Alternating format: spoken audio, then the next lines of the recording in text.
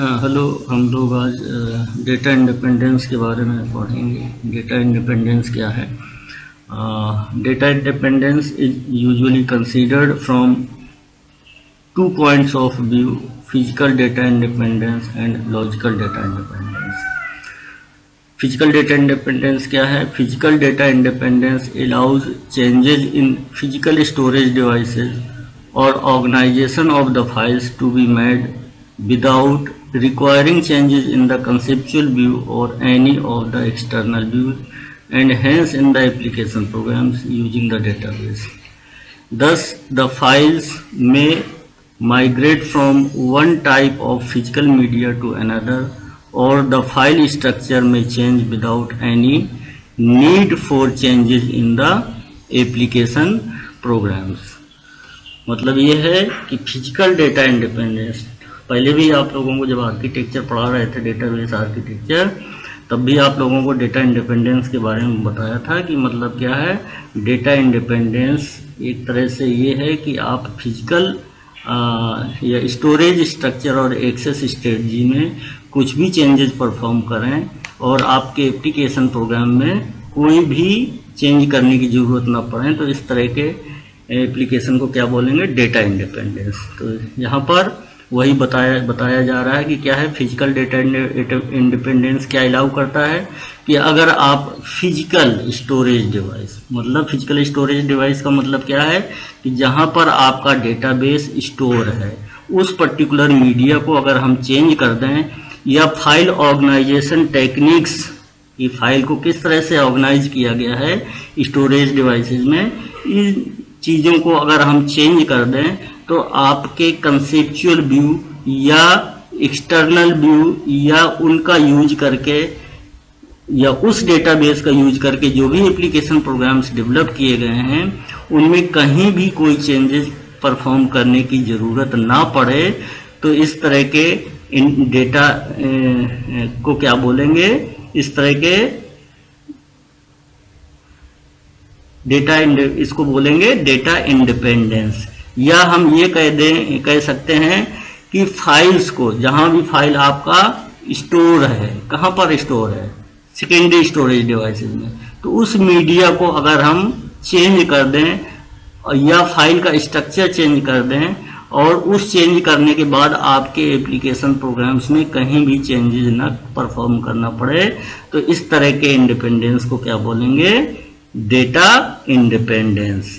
इसी तरह से नेक्स्ट है logical data independence. Logical data independence implies that the application programs need not be changed if fields are added to the existing records, nor they do have to be changed if fields not used by application programs are deleted.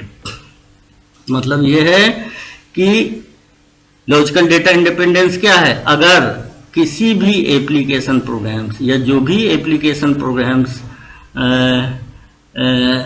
Develop किए गए हैं database का use करके, तो उस database में जो भी एग्जिस्टिंग रिकॉर्ड्स है या उस रिकॉर्ड्स में जो भी फील्ड्स हैं उनको अगर हम चेंज कर दें और चेंज करने के बाद हमें किसी भी एप्लीकेशन प्रोग्राम को चेंज करने की ज़रूरत ना पड़े, तो उसको क्या बोलेंगे? लॉजिकल। इस तरह के इंडिपेंडेंस को क्या बोलेंगे? Logical data independence. Logical data independence indicates that the conceptual schema can be changed without affecting the existing external schema. मतलब ये है कि क्या इंडिकेट करता है लॉजिकल डेटा इंडिपेंडेंस? कि आप जो पढ़ चुके हैं, क्या पढ़े हैं? कंसेप्चुअल, कई लेवल पढ़े हैं, कंसेप्चुअल लेवल, एक्सटर्नल लेवल और इंटरनल लेवल। तो उसमें क्या है? कंसेप्चुअल लेवल किसके थ्रू डिफाइन करते हैं? कंसेप्चुअल स्कीमा, ठीक है। तो कंसेप्चुअल लेवल में क्या है? इंटायर इंफॉर्मेशन है। किसकी? इंटायर इंफॉर्मेशन कंटेंट है डेटाबेस का या किसी भी पर्टिकुलर ऑर्गेनाइजेशन का जो डेटा आप है, टोटल इंफॉर्मेशन कहाँ पर मिलेगी? कंसेप्चुअल लेवल में मिलेगी। तो उसको किस तरह से डिफाइन करते हैं? वो उसको डिफाइन करते हैं कंसेप्चुअल स्कीमा से। अगर कंसेप्चुअल स्कीमा में कोई भी चेंजेस परफॉर्म करने के बाद हमें जो भी इसका यूज करके क्या किए गए हैं, ये एक्सटर्नल स्कीमाज बनाए गए हैं, तो उन एक्सटर्नल स्कीमाज में कहीं भी चेंजेस परफॉर्म ना करना पड़े, तो इस तरह के डेटा इंडिपेंडेंस को क्या बोलेंगे, लॉजिकल डेटा इंडिपेंडेंस।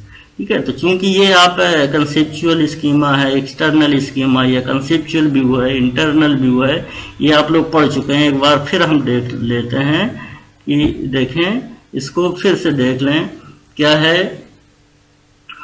इसमें कि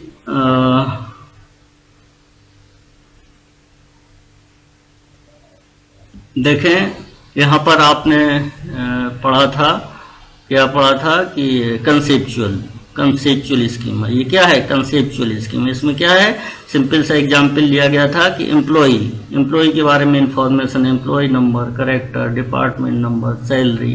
ठीक है, इसमें भी कहीं चेंजेस अगर परफॉर्म कर दें तो हमें ये एक्सटर्नल लेवल में जो भी आपने देखा था, एक्सटर्नल लेवल में कई सारे यूजर्स हैं, वो अपने अपने तरह से डेटाबेस को देख रहे हैं इसी को, तो यहाँ पर कोई भी चेंजेस परफॉर्म ना करना पड़े और इन्हीं डेटाबेस का यूज करके जो एप्लीकेशन डेवलप किया जा रहा है, एप्लीकेशन प्रोग्राम, वहां पर भी कहीं चेंजेस न परफॉर्म करना पड़े, तो इस तरह के इंडिपेंडेंस को क्या बोलेंगे, लॉजिकल डेटा इंडिपेंडेंस। इसी तरह से फिजिकली डेटा अगर कहाँ स्टोर है आपका मीडिया में, स्टोरेज मीडिया में, वहां पर स्टोरेज स्ट्रक्चर या एक्सेस स्ट्रेटजी में कोई भी चेंजेस परफॉर्म कर दें और हमें यहाँ पर कहीं भी चेंजेस न करना पड़े, इन लेवल्स में, इन स्कीमाज में कहीं भी चेंजेस ना परफॉर्म करना पड़े, तो इस तरह के डेटा इंडिपेंडेंस को क्या बोलेंगे, फिजिकल डेटा इंडिपेंडेंस। ठीक है, अब आगे चलते हैं हम डेटा मॉडल। डेटा मॉडल क्या होते हैं, इसको देखते हैं। नेक्स्ट है डेटा मॉडल। डेटा मॉडल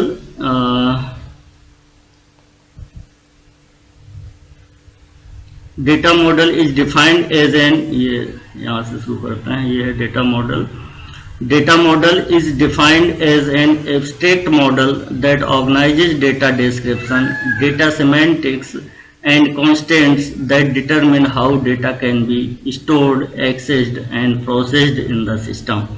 मतलब ये है कि डेटा मॉडल एक तरह से ये इस तरह से डिफाइन किया जा सकता है कि एक मॉडल जो कि क्या ऑर्गेनाइज कर रहा है, data description, data semantics and constants. मतलब data descriptions, rules and constants, जिससे क्या डिटरमिन किया जा सकता है कि डेटा को किस तरह से हम स्टोर कर सकें और डेटा को किस तरह से एक्सेस कर सकें और उसी डेटा को किस तरह से प्रोसेस किया जा सके। तो इस तरह के मॉडल को या डेफिनेशंस को या डिस्क्रिप्शंस को जो ये सारा का सारा इंक्लूड कर रहा हो, तो इसको क्या बोलेंगे, डेटा मॉडल बोलेंगे। डेटा मॉडलिंग नेक्स्ट है। Data modelling is the process of creating a data model for the data to be stored in the database. मतलब क्या है, डेटा मॉडलिंग क्या है, एक प्रोसेस है किसका, डेटा मॉडल क्रिएट करने का। जो डेटा मॉडल क्या है, ये आपने पढ़ा, जो एक तरह से ऐसा मॉडल जिसमें से सारी की सारी डिस्क्रिप्शंस, रूल्स और कॉन्स्टेंट्स अप्लाई किए गए हैं, जिसमें से क्या है कि ये पता चलता है कि हम कैसे डेटा को स्टोर कर सकते हैं, एक्सेस कर सकते हैं और प्रोसेस कर सकते हैं। तो इस तरह के डेटा को बोलेंगे, इस तरह के मॉडल को बोलते हैं डेटा मॉडल। तो data modelling is the process of creating a data model for the data to be stored in the database. में जो भी डेटा को स्टोर करना है उसका स्टोर करने का एक तरीका होगा, एक मॉडल होगा। ठीक है, तो उस मॉडल को क्रिएट करने के प्रोसेस को ही डेटा मॉडलिंग कहते हैं। तो नेक्स्ट देखें, आगे चलते हैं इसी में।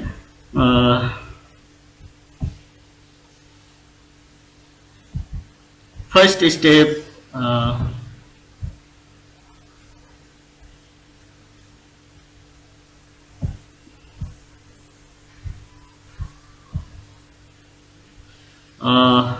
the first step in the data modeling is to identify and select the entity sets that will best organize useful information for the database application। मतलब ये है कि सब पहला स्टेप क्या है डेटा मॉडलिंग का, कि हमें क्या करना, आइडेंटिफाई करना है और सिलेक्ट करना है। किसको सिलेक्ट करना है, किसको आइडेंटिफाई करना है, एंटिटी सेट्स को। ठीक है, ऐसे एंटिटी सेट्स को जो कि ऑर्गेनाइजेशन के लिए इंफॉर्मेशन को अच्छे तरह से ऑर्गेनाइज कर सके। किसके लिए, एक डेटाबेस एप्लीकेशंस के लिए। तो अब एंटिटी सेट क्या है, देखें, entity set is a group of similar objects of concern to an organisation for which it maintains the data. To store data in an entity set we have to define a model for it. मतलब ये है कि entity set क्या है, entity set है group of similar objects, किसी भी organisation से संबंधित सिमिलर ऑब्जेक्ट्स के कलेक्शन को, जिसके लिए ये डेटा मेंटेन करना है, ऐसे कलेक्शन को क्या बोलेंगे, एंटिटी सेट। अब उस पर्टिकुलर एंटिटी सेट में डेटा को स्टोर करना है तो उसके लिए आपको एक मॉडल तैयार करना होगा। एक मॉडल तैयार करना होगा, एक तरह से ये कह सकते हैं स्ट्रक्चर तैयार करना होगा कि किस तरह से हमें डेटा को स्टोर करना है। तो इसमें एग्जाम्पल लिया, जैसे for example students of college, student example में लिया, students of college are modelled by the entity set student. ये एंटिटी सेट का नाम दे दिया है। ठीक है, तो स्टूडेंट्स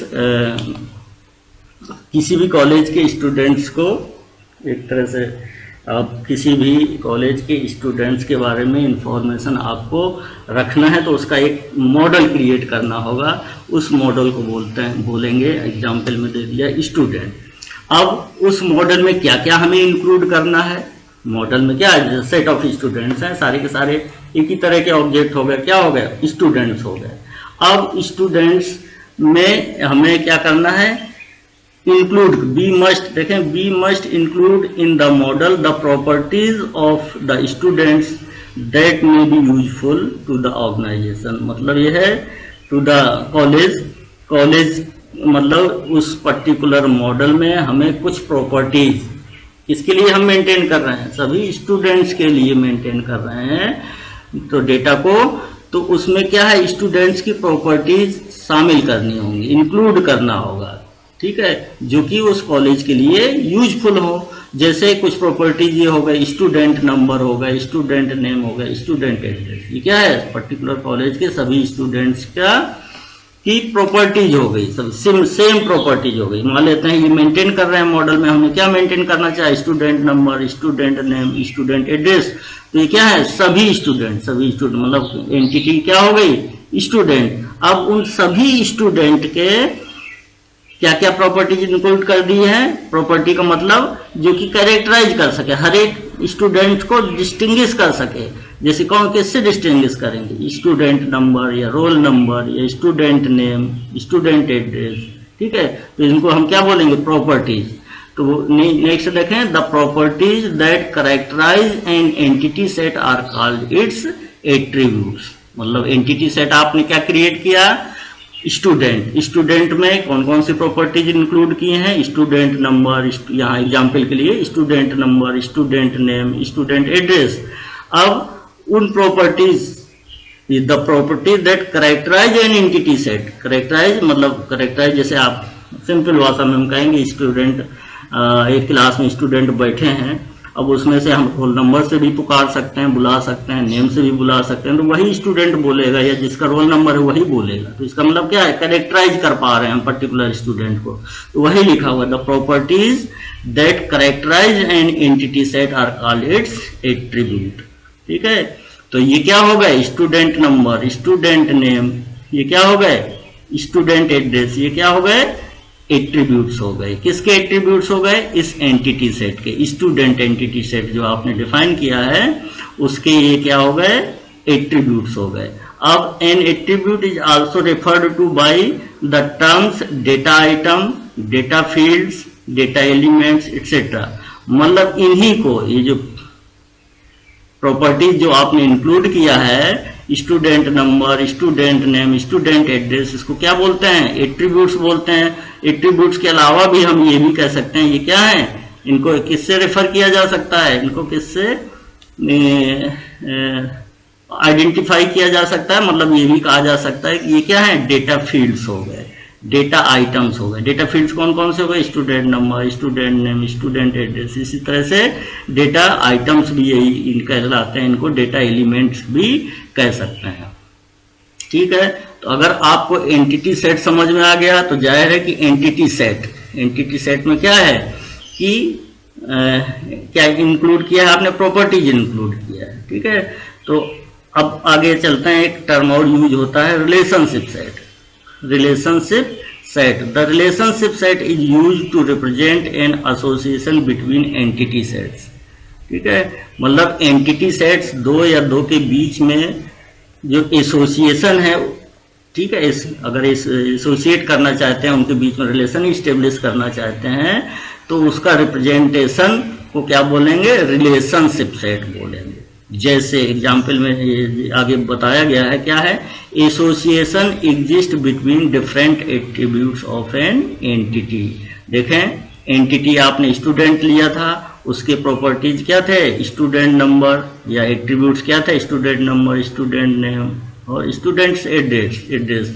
तो इनके बीच में एसोसिएशन एग्जिस्ट कर रहा है। कैसे एग्जिस्ट कर रहा है? जैसे सभी का हमने लिया, स्टूडेंट नंबर 1 है, फिर नेम किसी का आपने स्टोर किया, फिर उसी स्टूडेंट का और उसी स्टूडेंट का एड्रेस स्टोर किया।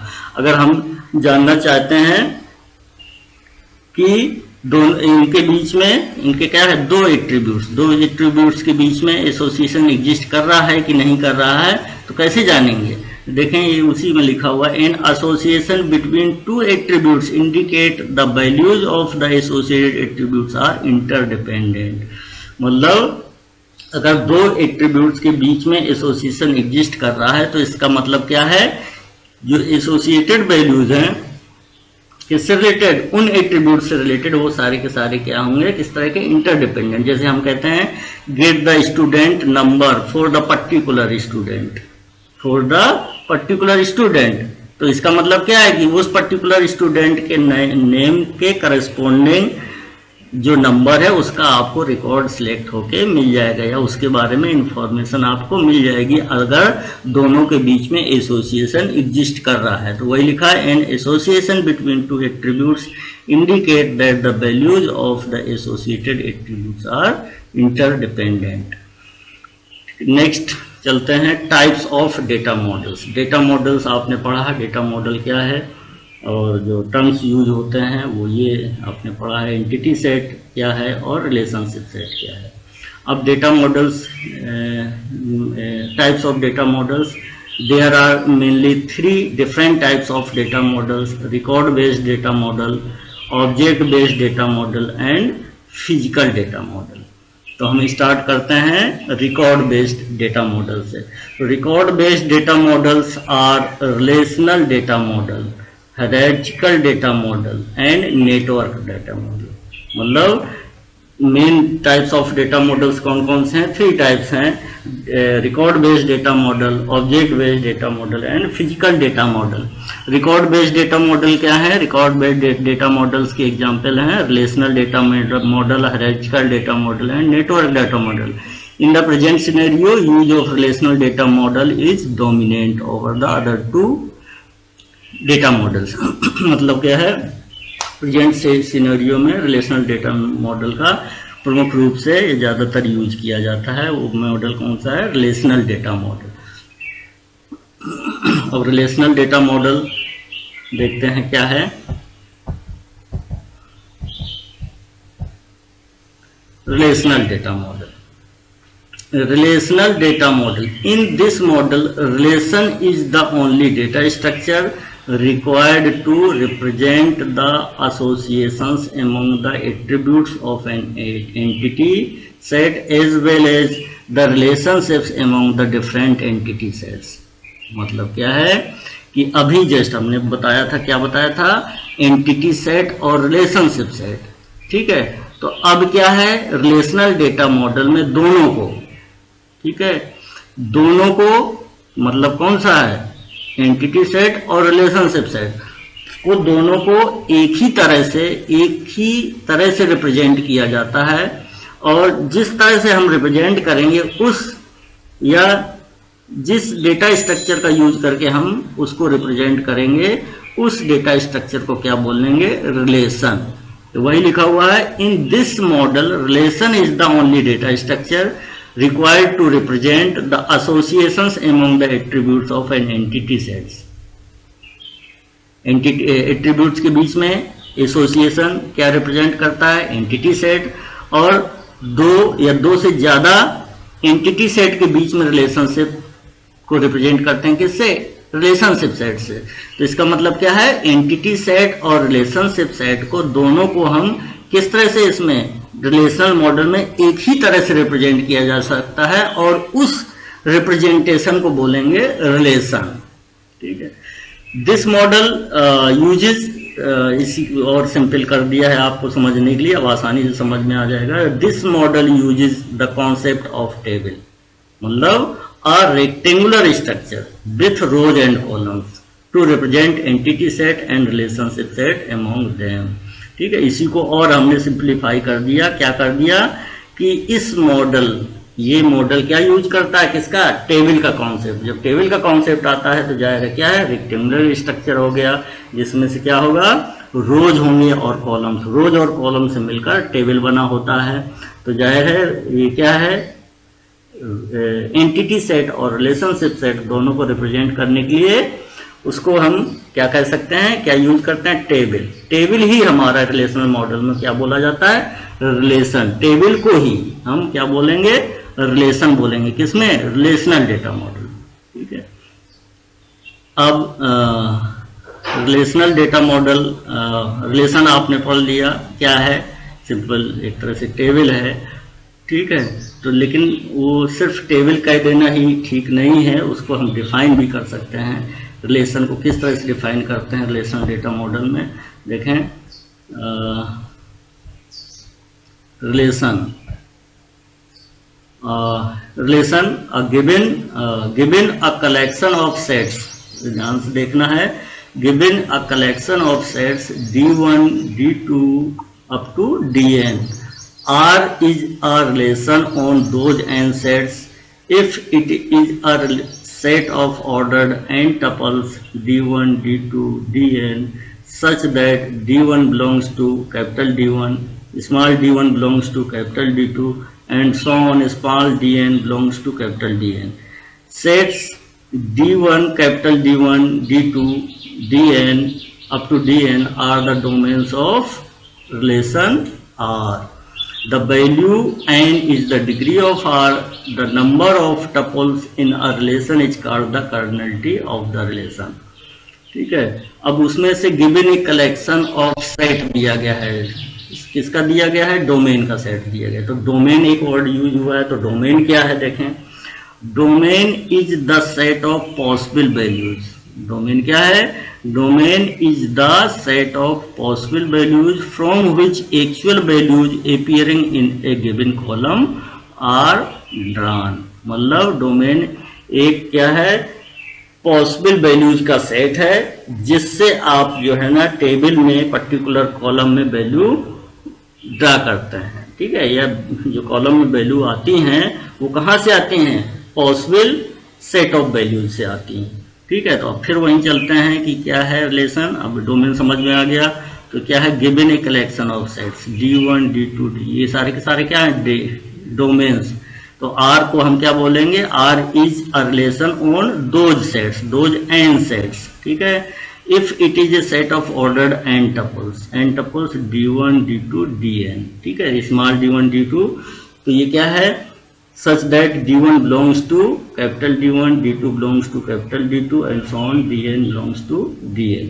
Sets D1 D2 are the domains of the given relation। मतलब if relation is R is a relation on those n sets if it is a ordered n tuples। ठीक है, अब यहाँ पर देखें, जैसे हम फिर से उसी का एग्जाम्पल ले लेते हैं, तो इसमें से देखें एक तरह से जो अभी आपको बताया गया था स्टूडेंट के बारे में, स्टूडेंट एंटिटी सेट। ठीक है, तो स्टूडेंट एंटिटी सेट को किस तरह से रिप्रेजेंट करते हैं रिलेशनल मॉडल में, रिलेशन के फॉर्म में। तो यहाँ पर एक तरह से हम स्टूडेंट को क्या मान लें, रिलेशन, स्टूडेंट। ठीक है, रिलेशन, तो स्टूडेंट एक रिलेशन हो गया जिसमें से, ठीक है, number, student number, student name और स्टूडेंट, देखें उसी को ले लेते हैं जो आपने अभी जस्ट पढ़ा है। फिर से यहीं चलते हैं वापस। ये देखिए ये लिया था स्टूडेंट एंटिटी सेट, ठीक है। तो रिलेशनल मॉडल में ये क्या हो गया, स्टूडेंट रिलेशन हो गया, ठीक है, रिलेशन हो गया। और उसमें से क्या क्या इंक्लूड किया है आपने, student number, student name, student address, ठीक है। तो स्टूडेंट नंबर मान लेते हैं, स्टूडेंट नंबर क्या है, 3 डिजिट्स लॉन्ग, ठीक है, 3 डिजिट्स लॉन्ग। एक एग्जांपल ले रहे हैं तो 3 डिजिट्स लॉन्ग है, ठीक है। 3 डिजिट्स लॉन्ग मतलब इंटीजर है जिसमें से कितने करेक्टर्स हो सकते हैं, 3 डिजिट्स हो सकते हैं। तो इसका मतलब क्या है कि स्टूडेंट नंबर में पॉसिबल वैल्यूज कितनी हो सकती है, 1000 हो सकते हैं। 3 डिजिट की बात करते हैं तो 1000 हो सकते हैं, 0 से 999 तक। तो इसका मतलब सेट ऑफ पॉसिबल वैल्यूज 1000 हो गए, सेट ऑफ पॉसिबल वैल्यूज। तो इसका मतलब स्टूडेंट नंबर क्या हो गया एक तरह से।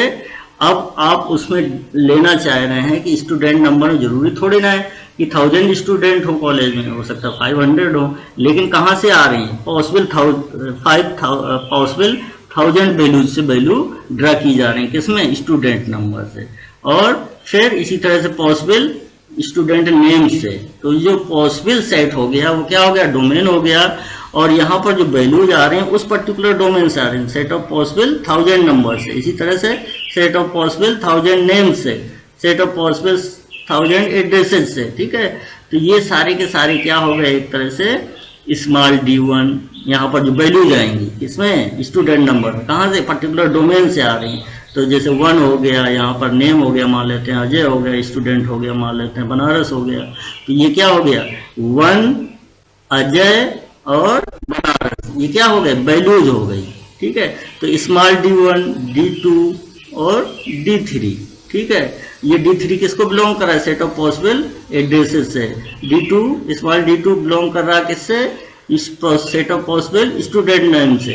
और स्मॉल d1 बिलोंग कर रहा है set of possible student number से।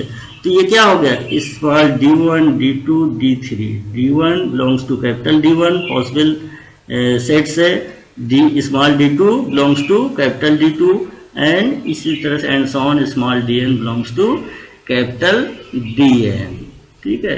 तो ये जो निकल के आ रहा है, ये क्या स्ट्रक्चर निकल के आ रहा है, इसको क्या बोलेंगे, रिलेशन। वही लिखा हुआ है कि R is a relation on those and sets if it is a set of ordered and tuples. Tuples क्या हो गया एक तरह से, यहाँ रिलेशनल मॉडल्स में जैसे हम टेबलर स्ट्रक्चर की बात करते हैं तो रोज एंड कॉलम्स हो गए। तो रोज क्या है, रोज क्या है, रोज में क्या है, कॉम्बिनेशन ऑफ इंफॉर्मेशन, किसका, हर एक कॉलम का इंफॉर्मेशन। रोज किससे बना है, कई सारे कॉलम से मिलकर बना है।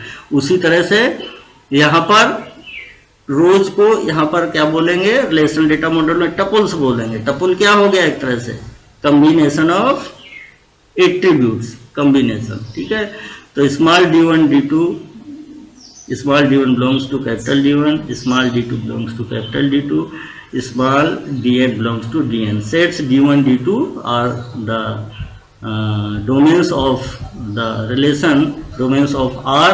The value n is the degree of R. मतलब कहाँ से, capital d1, capital d2, capital and so on, capital dn। इसका मतलब कितने डोमेन्स इन्वॉल्व हैं जहां से पॉसिबल वैल्यूज आ रही हैं, वो जो जितने भी डोमेन्स इन्वॉल्व हैं, नंबर ऑफ डोमेन्स, किसको, रिलेशन को बनाने के लिए, ठीक है। तो वो नंबर क्या बोलेंगे, उसको क्या बोलेंगे, उस पर्टिकुलर रिलेशन के लिए डिग्री हो गया। तो वही लिखा, the value N is the degree of R. फिर नेक्स्ट है, the number of tuples in a relation is called the cardinality of the relation. अब कार्डिनलिटी क्या हो गई, तो simple number of tuples. Tuples हमने क्या बताया, रिलेशन मॉडल्स में जो टेबुलर स्ट्रक्चर आपने पढ़ा, सिंपल जो रोज और कॉलम्स के फॉर्म में देखते हैं, तो number of rose, number of रोज को क्या बोलेंगे यहाँ पर, नंबर ऑफ टपल्स, ठीक है। तो ये नंबर ऑफ रोज आपसे पूछा जाता है किसी भी रिलेशन की कार्डिनलिटी क्या है, तो आप सीधे सीधे नंबर ऑफ रोज काउंट करके बता देंगे कि उस पर्टिकुलर रिलेशन की कार्डिनलिटी इतनी है। मान लेते हैं कि स्टूडेंट जो एंटिटी सेट या रिलेशन आपने मेंटेन किया स्टूडेंट के बारे में, मान लेते हैं 100 स्टूडेंट्स के बारे में मेंटेन किया है, तो उसमें से कितने 100 रिकॉर्ड्स होंगे, सभी स्टूडेंट्स का रिकॉर्ड होगा। क्या क्या रिकॉर्ड में शामिल होगा? Student number, student name, student address. तो इसमें से क्या है, ये एक तरह से कलेक्शन हो गया। कलेक्शन हो गया किसकी? प्रॉपर्टीज के, स्टूडेंट की प्रॉपर्टीज का। प्रॉपर्टीज क्या हो गए? नंबर, नेम और एड्रेस, उनका कलेक्शन हो गया। तो कलेक्शन को क्या बोलेंगे? सारी की सारी इंफॉर्मेशन को बोलेंगे टपल्स या रोज। तो मान लेते हैं 100 स्टूडेंट्स के बारे में इंफॉर्मेशन आपने मेंटेन किया है, तो कितने टपल्स हो गए? 100 टपल्स हो गए। इसका मतलब उस पर्टिकुलर रिलेशन, कौन सा? स्टूडेंट नाम से जो रिलेशन आपने क्रिएट किया था अभी, उसकी कार्डिनलिटी कितनी हो गई? 100 हो गई। अगर कितने टपल्स हो उसमें? 100 हो, तो उसकी कार्डिनलिटी 100 हो गई। और उसमें से पॉसिबल वैल्यूज, कहाँ से वैल्यूज ले रहे हैं? कितने सेट से? 3 सेट से, ठीक है। तो जैसे स्टूडेंट पॉसिबल सेट कितना था? 1000 स्टूडेंट्स, ठीक है। पॉसिबल सेट से इंटीजर था, कितने कैरेक्टर्स लॉन्ग, कितने डिजिट्स लॉन्ग? 3। तो इसका मतलब पॉसिबल नंबर्स कितने हो गए? 1000 हो गए। इसी तरह से एड्रेस, तो उसमें से जितने, इसका मतलब क्या है कि उस पर्टिकुलर डोमेन से, ठीक है, तो डोमेन से वैल्यूज आ रही है, तो उसमें से ये देखना है कि कितने डोमेन एंगेज हैं उस रिलेशन को फॉर्म करने के लिए। तो वो नंबर्स ऑफ डोमेन को काउंट करेंगे, और काउंट करने के बाद आप बता देंगे कि उस रिलेशन की डिग्री कितनी है। जैसे स्टूडेंट में कितनी डिग्री हो गई, उसमें से कौन कौन से एट्रीब्यूट्स आ रहे थे, और सभी एट्रीब्यूट्स थे, जैसे roll number, student roll number, या स्टूडेंट नंबर, स्टूडेंट नेम और एड्रेस। तो ये कहाँ से आ रहे हैं? 3 डिफरेंट, मान लेते हैं 3 डिफरेंट डोमेन से वैल्यूज आ रही थी। तो इसमें क्या हो गया कि 3 डोमेन एंगेज है स्टूडेंट रिलेशन को बनाने में। तो उस स्टूडेंट जो रिलेशन बना है, उस स्टूडेंट की डिग्री, उस रिलेशन की डिग्री, ठीक है। तो वो रिलेशन क्या है? स्टूडेंट। तो स्टूडेंट रिलेशन की डिग्री कितनी हो गई? 3 हो गई, ठीक है। तो ये आप लोगों को जो इसके आगे नेक्स्ट टर्म से बढ़ेंगे, ये आपको समझ में आ गया होगा। अगर आगे आपको अच्छे से समझना है तो ये आपको ध्यान से पढ़ना होगा, और इसी से आगे हम नेक्स्ट टर्म से नेक्स्ट लेक्चर लेंगे। नेक्स्ट इसी से आगे बढ़ते हुए आगे चलेंगे। तब तक के लिए धन्यवाद।